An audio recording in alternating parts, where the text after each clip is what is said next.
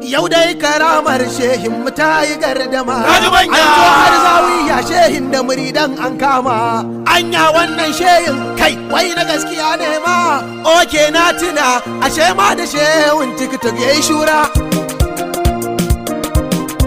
Kadubanya ayyo Allah an kama shehun TikTok abokina. Shehun TikTok yau dai shehun TikTok ya ka tobara. Shehun TikTok ka sani amma ka take.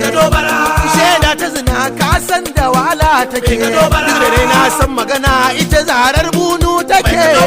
In ta riga ka sake ta babu damar da ka ba ya kai yo yara. Shehun TikTok yau dai shehun TikTok ya ka tobara. Ko kulki 80 ne ki sa a masa a gyale shi. Ko kuma ki sa mu fuskar sa ki dan mammare shi.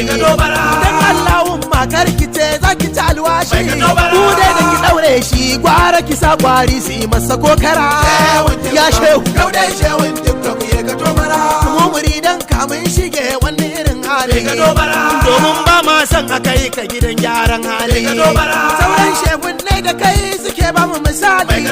Ka yi wata karamar ka fito daga hannun 'yan sanda don ka tsira. Ya shehi yau dai shehun TikTok ya ka tobara. Yau dai karamar shehin mu ta yi gardama, an zo har zawiya shehin da muridan an kama. Anya wannan shehin kai wai na gaskiya ne ma, oke na tuna ashe ma da shehun TikTok yayi shura. Shehun TikTok yau dai shehun TikTok ya ka tobara.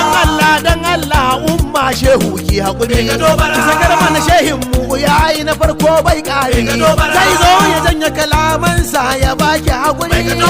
Duka muridansa kowa ya san malan yayi ka tobara. Shehun TikTok yau dai shehun